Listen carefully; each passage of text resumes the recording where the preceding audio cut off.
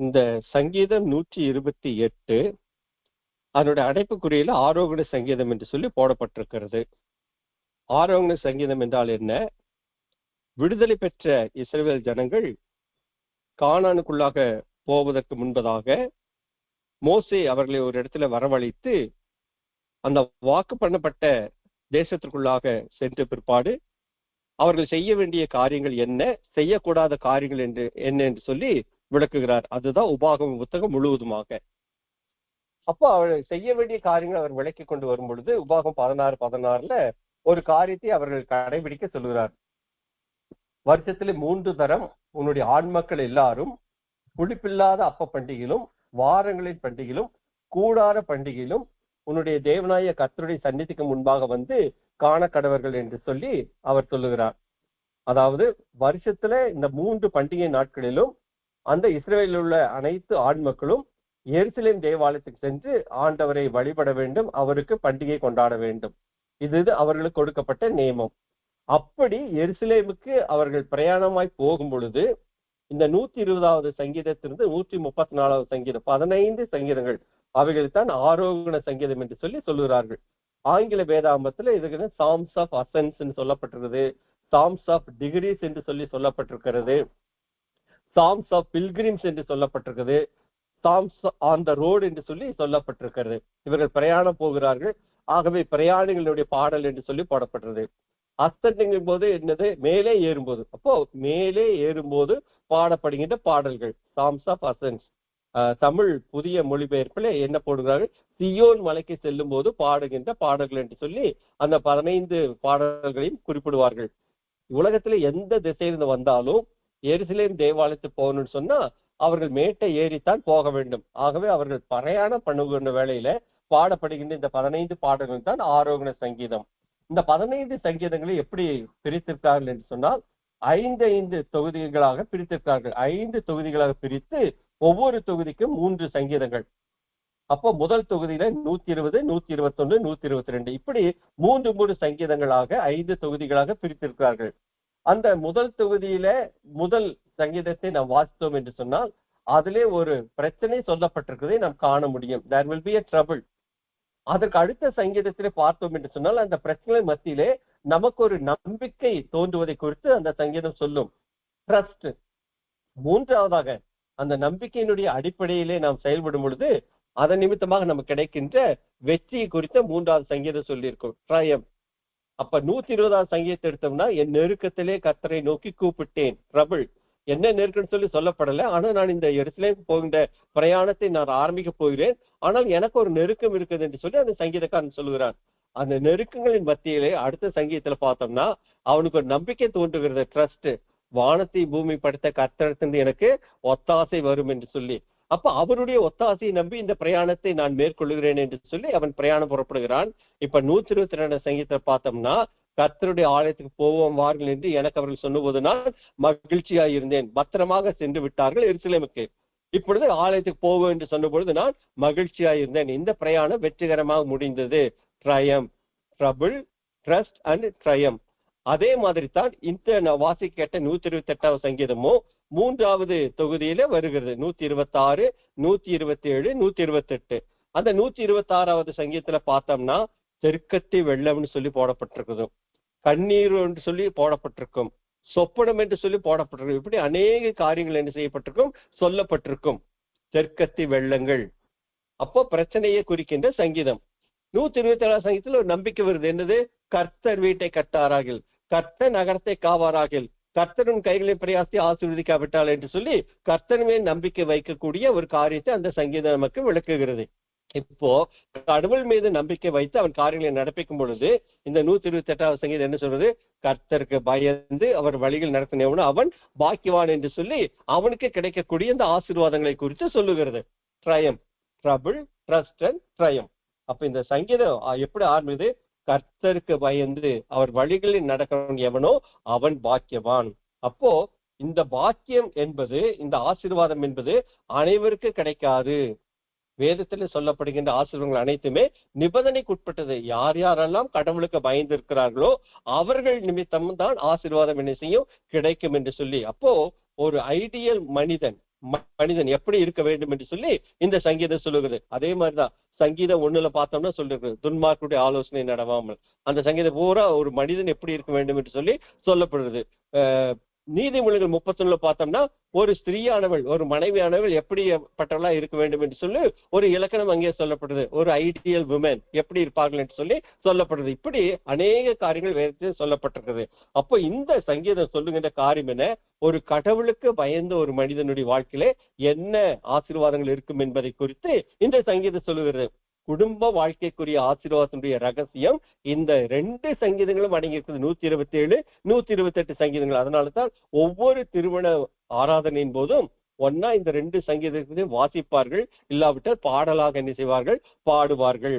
அப்போ கர்த்தருக்கு பயந்து அவர் வழிகளில் நடக்கும் எவனோ அவன் பாக்கியவான். கடவுளுக்கு பயப்படுகின்ற பயம் நம்ம இடத்திலே காணப்பட வேண்டியது அவசியம். கடவுளுக்கு பயப்படுதல் என்றால் என்ன? ஆதியாகமம் 22ஆம் அதிகாரம் 13ஆம் வசனத்துல, நீ உன் புத்திரன் என்றும் உன் ஏகசுதன் என்று பாராமல் உன்னுடைய ஒரே பேரான குமாரனாக ஈசாக்கு எனக்காக ஒப்பு கொடுத்தபடினாலே நீ இப்பொழுது தேவனுக்கு பயப்படுகிறேன் என்று அறிந்திருக்கிறேன். ஆபிரகாமுக்கு மகனை கொடுத்து பலியிட சொல்லுகிறார். அவன் எந்த கேள்வியும் கேட்காதபடிக்கு பலியிட போய்விட்டான். அதைத்தான் ஆண்டவர் பார்க்கிறார். அப்போ கடவுளுக்கு பயப்படுகின்ற பயம் என்றால் என்ன? ஆண்டவர் நம்முடைய வாழ்க்கையில என்ன செய்ய சொல்லுகிறாரோ அதற்கு உள்ளத்திலே சந்தேகம் கொள்ளாதபடிக்கு, எதிர்கேள்வி கேட்காதபடிக்கு, அவர் சொல்லுகிறதை அப்படியே கடைபிடிப்பதுதான், கட்டளைக்கு கீழ்ப்படிப்பது தான் கடவுளுக்கு பயப்படுகின்ற பயம். அப்ப இந்த கடவுளுக்கு பயப்படுகின்ற பயத்தை குறித்து என்ன வசனங்கள் எல்லாம் சொல்லுகிறது? சங்கீதம் 111:10 என்ன சொல்லுகிறது? நீதிமொழிகள் 1:7 என்ன சொல்லுகிறது? மற்றும் நீதிமொழிகள் 9:10 என்ன சொல்லுகிறது? கர்த்தருக்கு பயப்படுதலே ஞானத்தின் ஆரம்பம் என்று சொல்லுகிறது. யோபு 28:28 என்ன சொல்றது? கர்த்தருக்கு பயப்படுதலே ஞானம் என்று சொல்லி சொல்லப்படுகிறது. பிரசங்கி 12:13 தேவனுக்கு பயந்து காரியத்தை நடப்பி என்று சொல்லப்படுகிறது. இது எல்லார் மனுஷன் மேலும் விழுந்த கடமை இதுவே என்று சொல்லி சொல்லப்படுது. அப்போ இந்த கடவுளுக்கு பயப்படுகின்ற பயம் என்பது ஒரு குறிப்பிட்ட சாராருக்கு மாத்திரமல்ல, இது அனைவருக்கும் கொடுக்கப்பட வேண்டிய ஒரு கட்டளை, அனைவரும் கடைபிடிக்க வேண்டிய ஒரு கட்டளை. யார் யாரெல்லாம் கடவுளுக்கு பயந்திருக்கிறார்களோ அவர்கள் அனைவரையும் ஆசீர்வதிக்க நம் தேவன் வல்லவராயிருக்கார். அப்ப என்ன ஆசீர்வாதம் வருகின்ற வசனங்களில் அது சொல்லப்படுது? உன் கைகளின் பிரயாசத்தை நீ சாப்பிடுவாய், உனக்கு பாக்கியம் நன்மையும் உண்டாயிருக்கும். நீ என்னென்னவெல்லாம் கையிட்டு செய்கிறையோ அந்த காரியங்கள் எல்லாவற்றையும் கடவுள் என்ன செய்வார்? வாய்க்க பண்ணுவார். அதனுடைய பலனை என்ன செய்வாய்? நீ புசிப்பாய் என்று சொல்லி சொல்லப்படுது. ஆதியாகமத்துல மனிதனை படைத்தார் ஆண்டவர், அவனுக்கு நிலத்தை பண்படுத்தக்கூடிய ஒரு பெரிய பணியை கொடுத்தார். ஆனால் அவன் பாவத்திலே விழுந்த பொழுது ஆண்டவர் அவனை பார்த்து என்ன சொல்லுகிறார்? நீ பிரயாசத்தோட நீ என்ன செய்வாய்? நீ வேலை செய்வாய் என்று சொல்லி சொல்லுகிறார். ஆனால் இங்கே பார்க்கின்ற வேளையில அந்த சாபத்தினுடைய ஒரு பகுதியை ஆண்டவர் ஆசீர்வாதம் மாற்றுகிறார். எப்படி ஆசீர்வாதம் மாற்றுகிறார்? நீ கடவுளுக்கு பயப்படும் பொழுது நீ என்ன கையின் பிரயாசங்களை மேற்கொள்கின்றாயோ அதனை நான் என்ன செய்வேன்? ஆசீர்வதிப்பேன் என்று சொல்லி சொல்கிறார். அதே மாதிரி தான் உபாகமம் 28ஆம் அதிகாரத்தில் பார்த்தோம்னா, இன்று நான் உனக்கு விதிக்கிற கட்டளைப்படி எல்லாம் நீ செய்ய கவனமாய் இருக்கும் பொழுது இந்த ஆசீர்வாதங்கள் எல்லாம் உன்னிடத்துல வந்து சேரும் என்று சொல்லி அநேக ஆசீர்வாதங்களை அந்த முதல் 13 வசனங்களில ஆண்டவர் என்ன செய்கிறார்? வாக்கு பண்ணிக்கிறார். அப்போ கடவுளுக்கு பயப்படுகின்ற பயத்தோடு கூட யார் யாரெல்லாம் காணப்படுகின்றார்களோ அவர்கள் ஆசீர்வதிப்பார்கள். இந்த சங்கீதம் எல்லாமே இந்த பாலஸ்தீனா, கானான், இஸ்ரேல் தேசனுடைய பின்னணியத்தை மையமாக வைத்து எழுதப்பட்ட சங்கீதங்கள். இது ஒரு குடும்ப தலைவனுக்கு சொல்லப்பட்ட ஆசீர்வாதத்தை போல காணப்படுகின்றது. இதுக்கு அடுத்த ஆசீர்வாதம் என்ன சொல்லப்படுது? உன் மனைவி உன் வீட்டவர்களை கனிதரும் திராட்சை கொடியை போல் இருப்பாள். அப்போ இந்த திராட்சை என்பது வேதத்திலே மகிழ்ச்சிக்கு அடையாளமாக என்ன செய்யப்படுகிறது? சொல்லப்படுகிறது. சங்கீதம் 104:15 வசனத்துல நாம் வாசிக்கும் பொழுது அங்கே என்ன பார்க்கின்றோம்? சங்கீதம் 104:15 வாசிக்கிறேன். மனுஷனுடைய இருதயத்தை மகிழ்ச்சியாக்கும் திராட்சரசம் என்று சொல்லி சொல்லப்படுகிறது. அதே மாதிரி பிரசங்கி 9:7 பிரசங்கி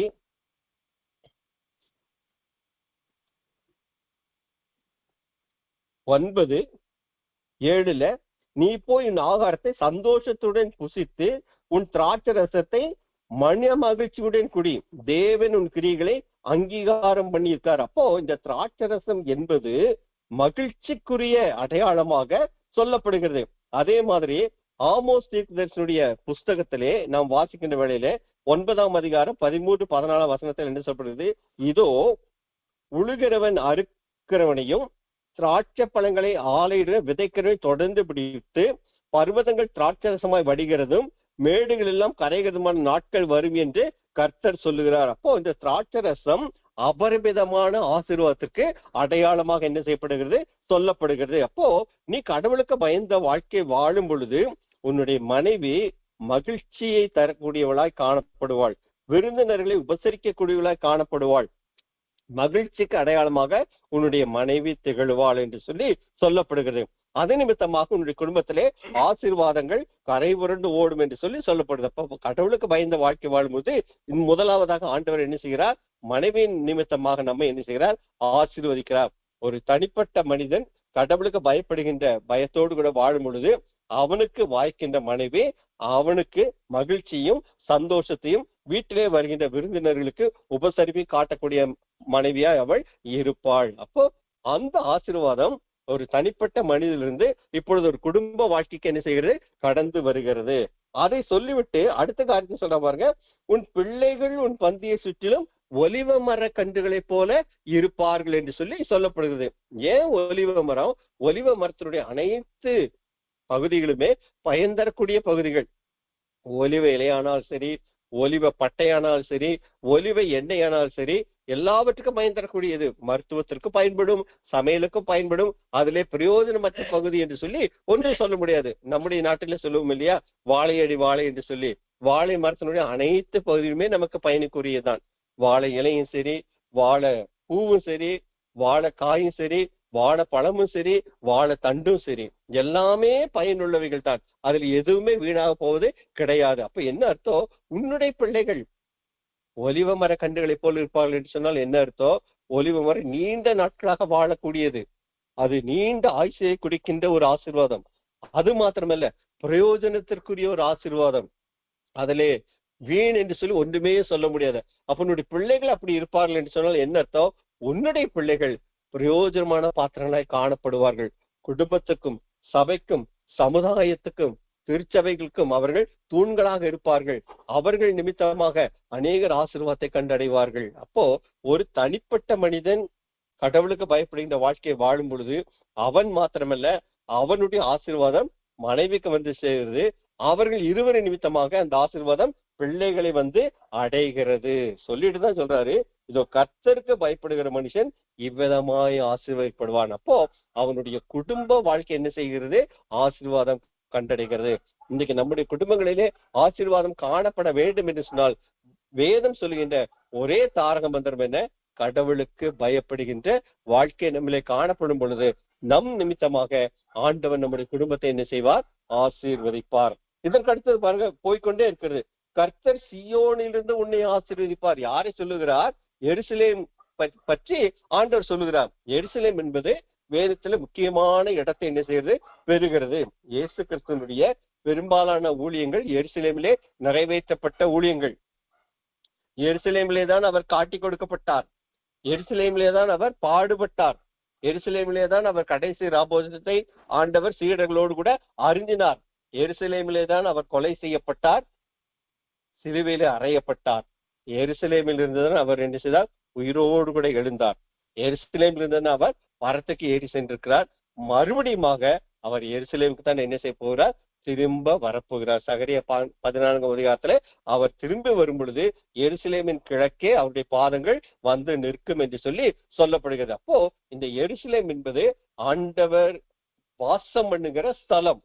அதனாலதான் இந்த பழைய ஏற்பாட்டு காலத்துல அந்த இஸ்ரவேல் ஜனங்களுக்கு நீங்க எருசலேமுக்கு போய் ஆண்டவருக்கு பண்டிகை கொண்டாடுன்னு சொல்லி என்ன சொல்லுகிறாங்க. அப்போ இந்த எருசலேம் என்பது மிகவும் கேந்திரமான ஒரு இடம், அது ஒரு ஆசீர்வாதத்துக்குரிய இடம். இப்போ ஒரு தனிப்பட்ட மனிதன் ஆசீர்வதிக்கப்பட்டான் என்று சொன்னேன், அவனுடைய மனைவி ஆசீர்வதிக்கப்படுகிறாள், அவர்கள் நிமித்தமா பிள்ளைகள் ஆசீர்வதிக்கப்படுகிறார்கள். இப்ப அந்த ஆசீர்வாதம் எங்கே போகின்றது, சீயோனுக்கு போகிறது. ஆண்டவர் விரும்புகின்ற வாசம் பண்ணுகிற ஸ்தலத்திற்கு போகிறது. என்ன அர்த்தம், ஒரு குடும்பம் ஆசீர்வதிக்கப்படும் பொழுது அதன் நிமித்தமாக ஒரு நாடு என்ன செய்யப்படும், தேசம் என்ன செய்யப்படும், ஆசீர்வதிக்கப்படும்.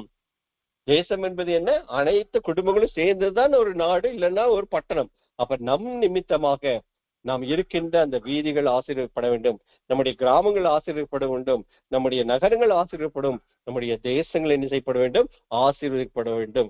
அப்போ ஒரு ஆசீர்வாதம் என்பது ஒரு தனிப்பட்ட மனிதன் மூலமாக அது பரவிக்கொண்டே போகும். தமிழ் சொல்லுவாங்களே, வரப்பு உயர நீர் உயரும், நீர் உயர நெல் உயரும், நெல் உயர குடி உயரும், குடி உயர கோணு உயரும் என்று சொல்லி இப்படித்தான் படிப்படியாக ஆசீர்வாதங்கள் என்ன செய்து வருகிறது. நீங்களும் நானும் தேசத்திற்கு ஆசீர்வாதமாய் இருக்க என்ன செய்யப்பட்டவர்கள், அழைக்கப்பட்டவர்கள். நம் நிமித்தமாக நம்முடைய தேசம் என்ன செய்யும், ஆசீர்வதிக்கப்படும். நம்மை நாமே தாழ்த்தி நம்முடைய பொல்லாதவர்கள் விட்டு திரும்பினால் ஆண்டவர் நம்முடைய ஜெபத்தை கேட்டு என்ன செய்வாராம், நம்முடைய தேசத்திற்கு சேமத்தை கொடுப்பார். அப்போ நம்முடைய தேசம் ஆசீர்வாதமாய் இருப்பதும் சரி, ஆசீர்வாதம் இல்லாமல் இருப்பதும் சரி, அது யாருடைய கையில் இருக்கிறது, உங்களுடைய என்னுடைய கையிலே தான் இருக்கிறது. நாம் அதை மறந்து விடக்கூடாது. என்றைக்கு நம்முடைய குடும்பங்களிலே சந்தோஷம், மகிழ்ச்சி, சமாதானம் காணப்படுகிறதோ அது அப்படியே என்ன செய்கிறது, நம்முடைய தேசத்திற்கு வருகிறது. அப்போ ஒரு தனிப்பட்ட மனிதன் கடவுளுக்கு பயந்த வாழ்க்கை வாழும் பொழுது அது கடைசியில எங்கே கொண்டு போய் நிற்கிறது, அது தேசத்தினுடைய நலனிலே கொண்டு போய் என்ன செய்கிறது, நிற்கிறது. அடுத்தது, நீ ஜீவனுள்ள நாளெல்லாம் எருசலேமின் வாழ்வை காண்பாய். என்ன எருசலேமின் வாழ்வு? எருசலேம் என்று சொல்லக்கூடிய வார்த்தைக்கு அர்த்தம் ஷாலோம், சமாதானம். அப்ப நாம் என்ன எருசலேமின் வாழ்வை காண்போம், சமாதானமான ஒரு வாழ்வை காண்போம். இன்றைக்கு இந்த சமாதானம் இல்லாதபடினாலே அநேக இடங்களில் என்னது பிரச்சனை. இன்றைக்கு எங்கேயுமே சமாதானம் இல்லை. குடும்பங்களிலே சமாதானம் இல்லை, சமுதாயத்திலே சமாதானம் இல்லை, திருச்சபைகளிலே சமுதாயம் இல்லை, உலகத்திலே சமாதானம் இல்லை.